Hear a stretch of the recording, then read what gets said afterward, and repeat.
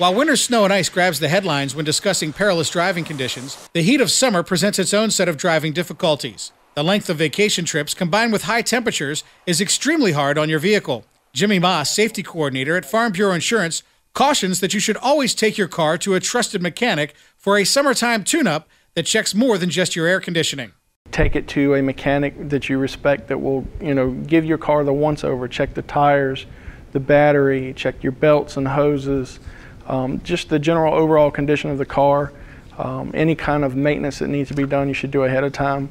A lot of people don't respect their tires as much as they should, and you definitely want to make sure your tires are in good condition and make sure that they're inflated properly. It's always important to keep from driving distracted, but long trips wear down your ability to concentrate. Make sure your children are entertained, stay off your cell phone, and avoid trying to go too far without stopping to rest. If you're going to be taking a long trip, one of the most important things you can do is pull over if you feel yourself getting tired. If you feel like you can't stay awake, pull over, take a break, get some fresh air, stretch your legs, maybe even switch drivers with someone else who may be traveling with you. Moss offers up the following tips of things to keep in mind when you're driving this summer, including one of his personal favorites. Start looking for a gas station when you have about a quarter tank of gas left to avoid a disastrous situation of running out of fuel.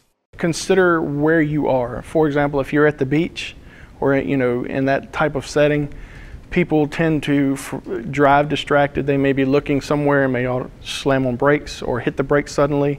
You want to prepare for that. You want to drive defensively is what we want you to do. Pay attention to your surroundings. Try not to drive distracted. In the evenings, especially, around holidays, certain holidays, be aware of people that have been drinking and driving. Don't be afraid to call it in. If you think somebody's been drinking and driving, call the police, let them handle it. And if they haven't, you haven't really heard anything, but if they have, you could have just saved someone's life. If you end up in congested traffic, sitting in, slow moving traffic, is as painful as it is, turn the air conditioner off and open your windows, because that air conditioning running is an extra load on your vehicle. It can actually cause it to overheat. Anytime, if you see emergency lights, whether they're red, blue, or yellow, use caution, move over a lane, give them plenty of room, especially if you see an accident where there may be fire and rescue on scene or a tow truck, because something may happen on the scene that could actually endanger you if you're too close. And we don't want to endanger the public safety workers or the tow truck driver, then we certainly don't want to endanger ourselves. Moss also notes that you should pay attention to any warning lights and find out what they mean. Take time to let your car cool down if it begins to overheat. Owner's manuals and vehicles will tell you if the check engine light comes on, pull over and turn the car off immediately.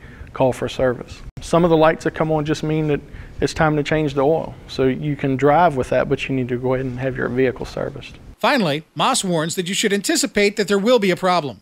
Inspect your spare tire and tire changing tools, and keep an extra bottle of water for your radiator. Keep some extra water to drink in case of an emergency, and stock your car with a first aid kit and flashlight. Go to our website to learn more safety measures to help protect your family and property, as well as to learn more about the Farm Bureau Advantage.